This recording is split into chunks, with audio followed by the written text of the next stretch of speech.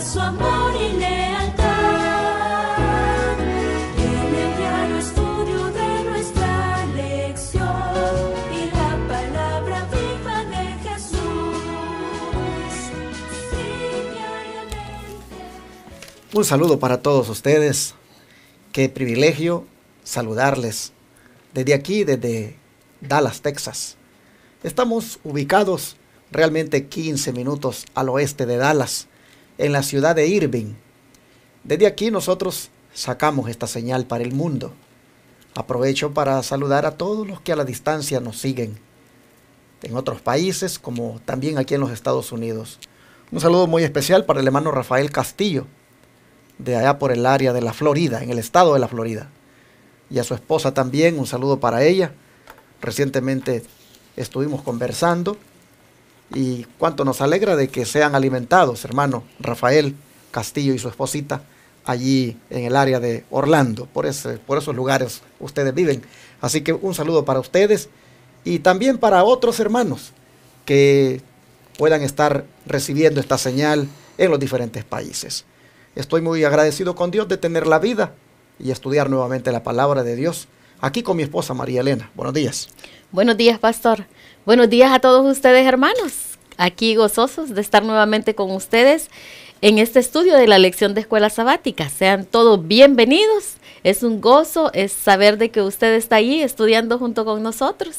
Así es que en esta mañana quiero enviar un saludo muy especial hasta mi país, El Salvador. Quiero enviar este saludo a la familia Martínez. Mi hermana Carmen y Rodolfo Martínez, les envío un saludo. Estamos contentos también de que ustedes estén estudiando junto con nosotros estas lecciones tan importantes. Y también quiero enviar saludos a toda mi familia, Enamorado y Najarro.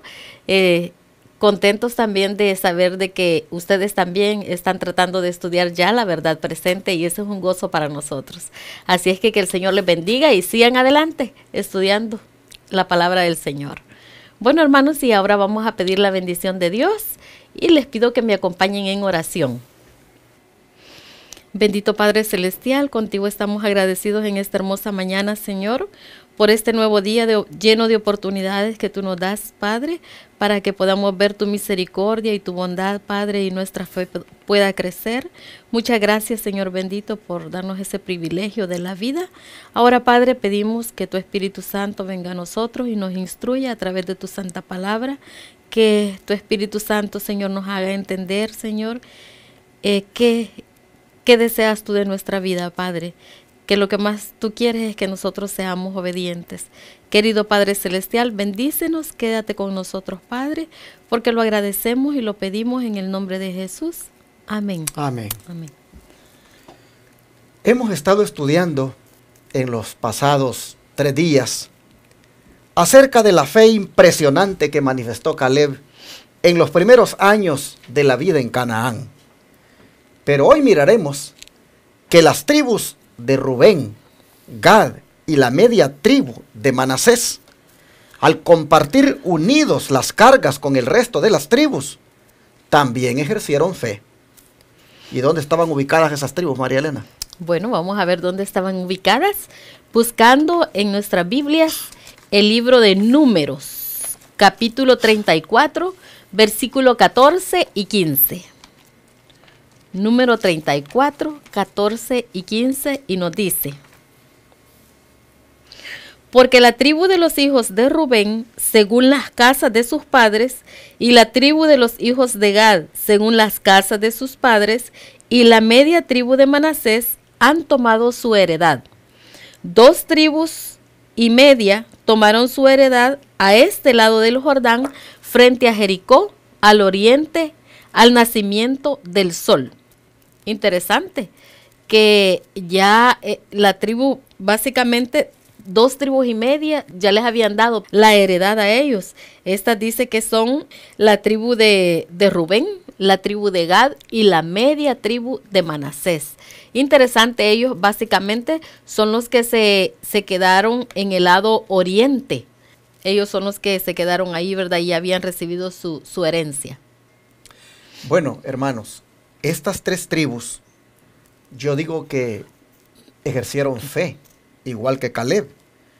Porque, si ustedes ven, enviaron sus hombres de guerra para que fueran al occidente con las otras 9 tribus y media a conquistar las tierras de ellos. Y como ellos sabían que efectivamente lograrían conquistar la tierra y luego regresarían para disfrutar de la de ellos. Sin duda, hermanos, ellos lo sabían por fe. Pero ¿por qué razón, María Elena, estas 2 tribus y media tomaron posesión de la herencia allí al oriente, antes de cruzar el Jordán? ¿Por qué razón, según el don profético? Vamos a ver qué nos dice. Libro de Patriarcas y Profetas, las páginas 554 y 555 nos dice que 2 de las tribus de Israel, Gad y Rubén, con la mitad de la tribu de Manasés, habían recibido su heredad antes de cruzar el Jordán. Para un pueblo de pastores, las anchas llanuras de las tierras, altas y valiosos bosques de Galaad y de Basán, que ofrecían extensos campos de pastoreo para sus rebaños y manadas, tenían atractivos que no podían encontrarse en la propia Canaán, y las 2 tribus y media, deseando establecerse en esa región, se habían comprometido a proporcionar su cuota de soldados armados para que acompañaran a sus hermanos al otro lado del Jordán y participaran en todas sus batallas hasta que todos entraran en posesión de sus respectivas heredades. Interesante, hermanos, que estas tribus, pienso yo que eligieron ese lugar porque eran unas tribus tan grandes, y no solo esas, sino que tenían muchos animales, y ellos habían visto que esa era una tierra muy fértil, era mucho campo, había mucha comida para sus animales, y posiblemente esa tierra era la que soportaba básicamente toda esa gran población. Exactamente, y dice que la obligación de ir los soldados de esas tribus con las otras a conquistar sus tierras al occidente, es decir, al otro lado del río Jordán, esa misión, dice, la cumplieron fielmente. Esta obligación, dice, había cumplido fielmente. Hermanos, Rubén bien podría pues ya decir, bueno, y a nosotros, ¿qué nos interesa? Avanzar con nuestros hermanos al otro lado, ayudarles a ellos, ya tenemos nuestra área aquí, y muy bonita, por cierto, un lugar de viñedos. Igual podía decir Gad, ¿qué tenemos nosotros que ir a hacer allí con estas hermosas tierras de Galaad y los valles de Sarón, fértiles para las rosas? Y bien podría decir Manasés lo mismo, aquí estamos bien nosotros con estos valles de Basán, estas tierras que son prósperas para el ganado. Hermanos, allí en esos pastos de Basán, allí se daban el lujo los animales, pues de engordarse con el pasto que había. Por eso cuando el profeta Amós se refería a las mujeres de Israel, aquellas mujeres corruptas, aquellas mujeres que prácticamente descarriaban a sus maridos, él se refería a ellas como vacas de Basán, les decía, en el sentido de que solo estaban para engordarse, para sus lujos, para sus placeres, y no les importaba hacer la voluntad de Dios. Pero se refería a ellas así como vacas de Basán, porque esas tierras donde Manasés, hermanos, había pues quedado del este del Jordán, eran así, de prósperas. Y bien podían ellos, como digo, decir, ¿y para qué nosotros vamos a continuar? Ya tenemos nuestras tierras. Pero interesante que dice que mandaron a sus soldados de guerra, mandaron a sus ejércitos para que fueran armados y acompañaran a sus hermanos al otro lado del Jordán y participaran en todas sus batallas para que tomaran posesión de sus respectivas heredades. Y lo hicieron fielmente. ¿Y como cuántos soldados eran estos, María Elena? Bueno, vamos a ver qué nos sigue diciendo el don de profecías, aquí en Patriarcas y Profetas. Nos dice que cuando las 10 tribus entraron en Canaán, 40,000 de los hijos de Rubén y los hijos de Gad y la media tribu de Manasés, armados a punto, pasaron hacia la campiña de Jericó delante de Jehová a la guerra. Y eso lo podemos encontrar en Josué 4, 12 y 13, que nos dice, también los hijos de Rubén y los hijos de Gad y la media tribu de Manasés pasaron armados delante de los hijos de Israel, según Moisés les había dicho. Como 40,000 hombres armados, listos para la guerra, pasaron hacia la llanura de Jericó delante de Jehová. Interesante, hermanos. 40,000 hombres. Qué bonito, ¿verdad? Porque aquí se ve que ellos estaban básicamente, eran unidos, estaban compartiendo las cargas. Y 40,000 hombres, dice que habían pasado listos para apoyar a sus otros hermanos, los que iban a conquistar a la tierra prometida. Dice que durante años habían luchado valientemente al lado de sus hermanos. Y ahora había llegado el momento en que habían de entrar en la tierra de su posesión. Mientras acompañaban a sus hermanos en los conflictos, también habían compartido los despojos y regresaron con grandes riquezas, con grande copia de ganado, con plata, con oro, con metal y muchos vestidos. Eso lo podemos leer en el libro de Josué capítulo 22. Todo lo cual debían compartir con los que se habían quedado al cuidado de las familias y los rebaños.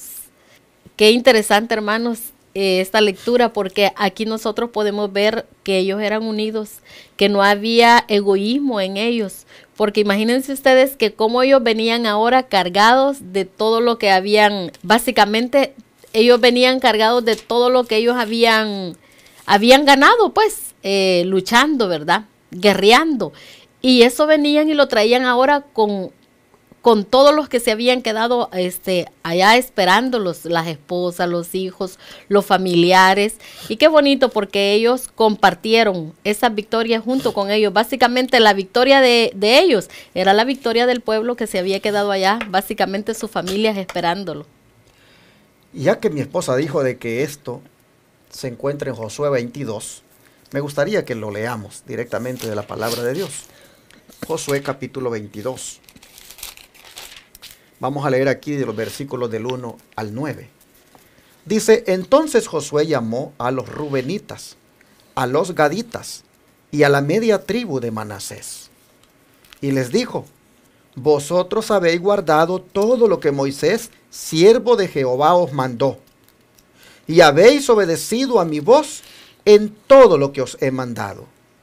No habéis dejado a vuestros hermanos en este largo tiempo hasta el día de hoy, sino que os habéis cuidado de guardar los mandamientos de Jehová vuestro Dios. ¿Qué te parece, María Elena, acerca de lo que se dice de estos rubenitas, gaditas y media tribu de Manasés en cuanto a los mandamientos? Qué bonito, porque sí obedecían, eran obedientes. Exactamente. Y esa misma obediencia los llevaba a ser unidos, a no tener egoísmo, sino de que básicamente ponían en práctica esos mandamientos. Y aquí, hermanos, hay una lección para nosotros que decimos que guardamos los mandamientos, o para nosotros que enseñamos que hay que guardar los mandamientos. Aquí hay una lección para los adventistas del séptimo día, para decirlo con nombre y apellido.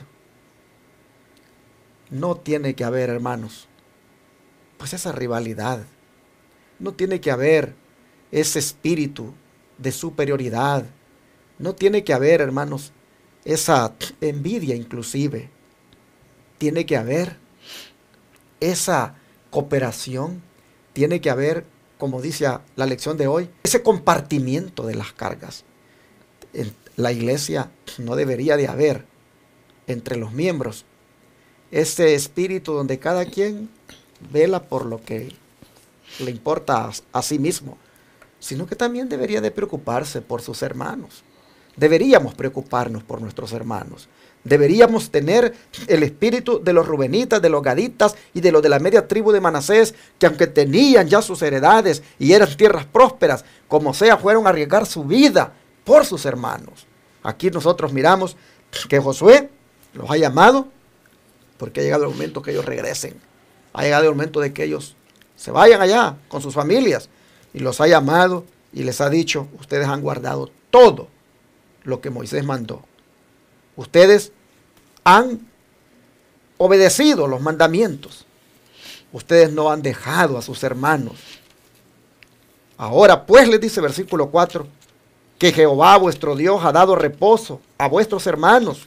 Es decir, ahora que ya ellos tienen sus propiedades también, como lo había prometido, volved, les dice, regresad a vuestras tiendas, a la tierra de vuestras posesiones, que Moisés, siervo de Jehová, os dio al otro lado del Jordán. Solamente les dice que con diligencia cuidéis de cumplir el mandamiento y la ley que Moisés, siervo de Jehová, os ordenó. Que améis a Jehová vuestro Dios y andéis en todos sus caminos, que guardéis sus mandamientos y le sigáis a él y le sirváis de todo vuestro corazón y de toda vuestra alma. Y bendiciéndolos Josué, los despidió y se fueron a sus tiendas. Pero qué interesante, hermanos, cómo Josué les encomienda el que mantengan la actitud que han tenido, el espíritu que han tenido, esa cualidad de obedientes a los mandamientos de Dios y de servir al Señor que han manifestado. Josué les dice, no la pierdan, sigan manteniendo eso. Y eso, hermanos, es lo que nosotros necesitamos en este tiempo. Siempre no hay lección que no lo diga. Estamos preparándonos para ir a la Canaán celestial.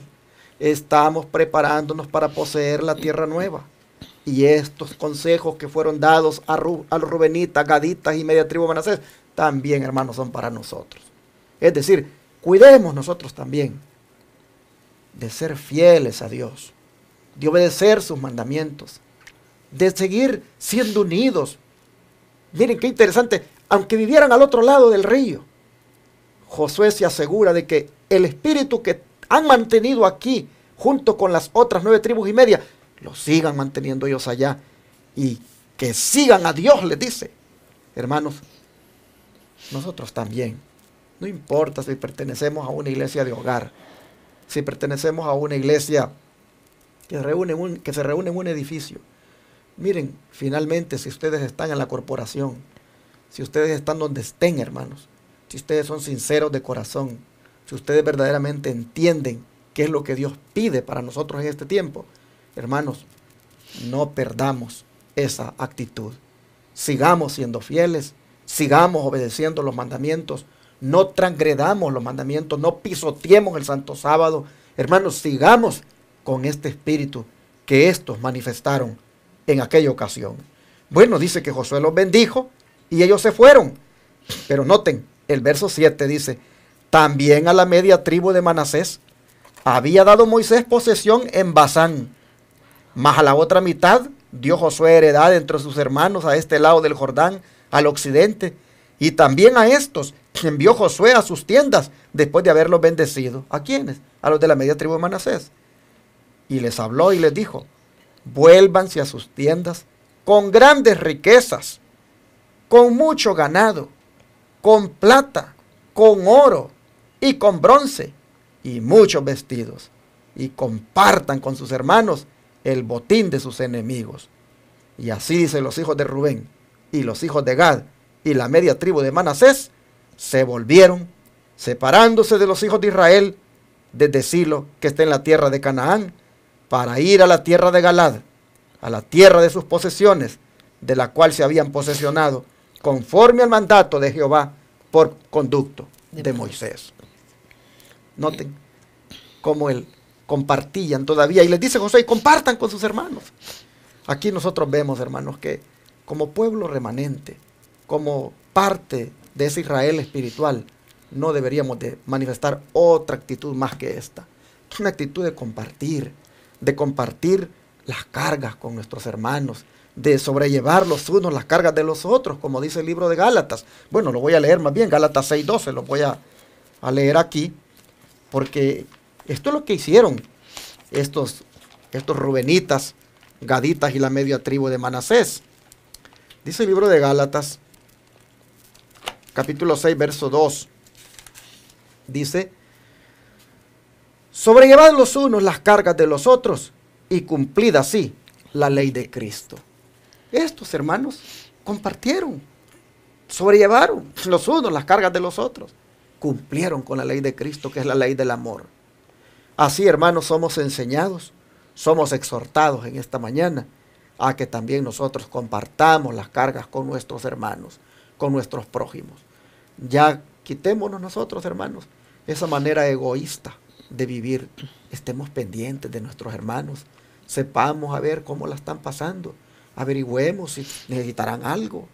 Necesitamos nosotros, hermanos, manifestar el Espíritu si queremos realmente tener el privilegio de poseer la tierra.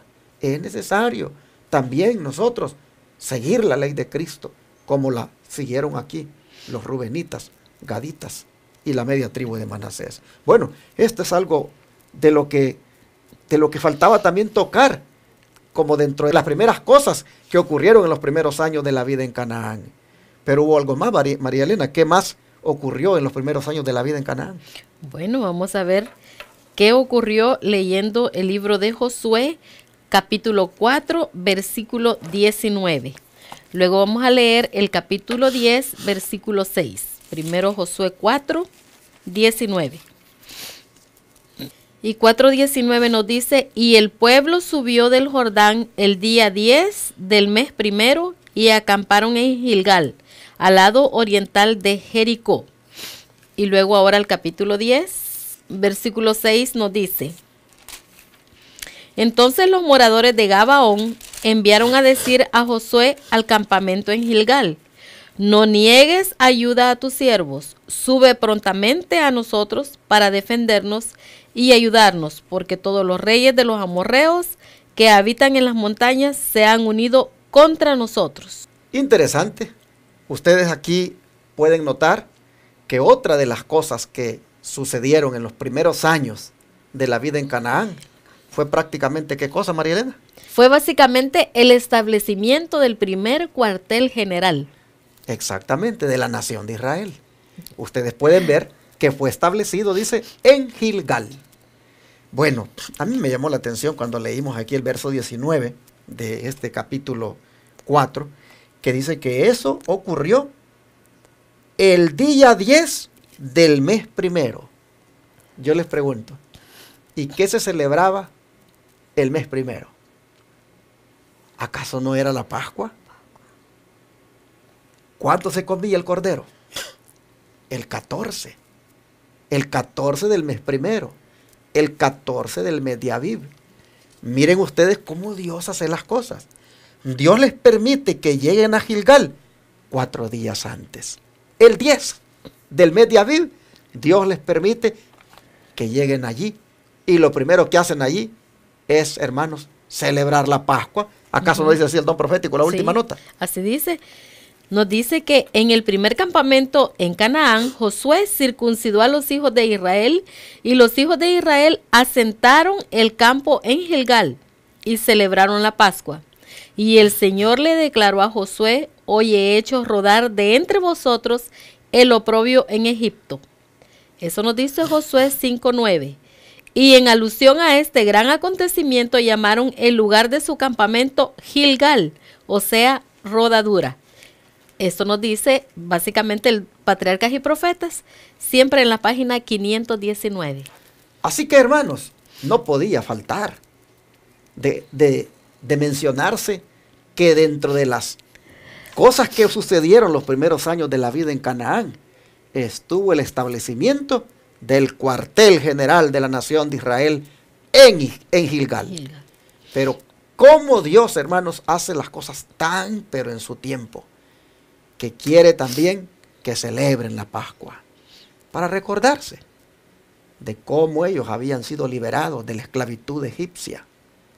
Pero también el Señor ordena que se circunciden, que era la señal de que pertenecían al pueblo de Dios.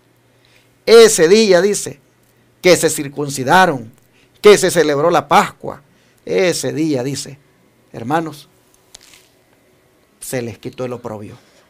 Se les quitó el oprobio de Egipto. Es decir, la vergüenza de Egipto, la deshonra de Egipto, el hecho de haber sido esclavos por tanto tiempo, ese día se les quitó esa deshonra, se les quitó esa vergüenza, porque ahora eran libres por Cristo Jesús. Amén. Jesús los había libertado. Celebraron la Pascua en señal de liberación. Se circuncidaron en señal de que pertenecían a Dios. El oprobio se les quitó. Y allí, por eso dice, se le llamó Gilgal, que quiere decir rodadura. Porque ese día, dice el Señor, les hizo rodar de sobre ellos el oprobio de Egipto. Se los quitó. Eran hombres libres ahora por parte del Señor. No podía dejar de mencionarse esto, hermanos, porque aquí se establece el cuartel general, aquí se establece el campamento, de aquí salen a las batallas, pero miren, 4 días antes de la Pascua llegan allí, se circuncidan, señal de que le pertenecen al Señor, celebran la Pascua para conmemorar la liberación. El oprobio les es quitado, son hombres libres, son hombres que pertenecen al reino de Dios. Hermoso esto, como el Señor bendijo a este pueblo. Y yo te pregunto, hermano, ¿cuál es el oprobio que necesitas que el Señor te quite a ti? ¿Cuál es la vergüenza? ¿Cuál es la deshonra? ¿No habrá algo que necesitas que Dios te lo quite? Oh, ¿cuántos de nosotros, hermanos, todavía somos esclavos del pecado? Todavía estamos allí con la cabeza agachada, derrotados. Porque todavía estamos, hermanos, atrapados en las garras del enemigo. El faraón de hoy, Satanás, nos tiene esclavizados. Oh, ¿cuántos de nosotros no nos sentimos libres? Entonces, necesitamos también la liberación del Señor. Necesitamos que también Dios nos quite el oprobio, la vergüenza, la deshonra, el hecho de ser esclavos del enemigo. Pero hermanos, el Señor lo quiere hacer. El Señor quiere quitarnos esa deshonra, el Señor quiere quitarnos esa vergüenza de ser esclavos y quiere liberarnos hoy. Entonces, ¿por qué no le permitimos a Dios que lo haga? Hoy decide en tu corazón que Jesús venga a tu vida. Y como el grande libertador, también, hermano, te quite el oprobio.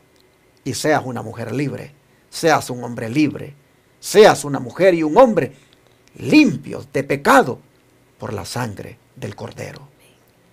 Cristo, nuestra Pascua, ya fue sacrificado por nosotros.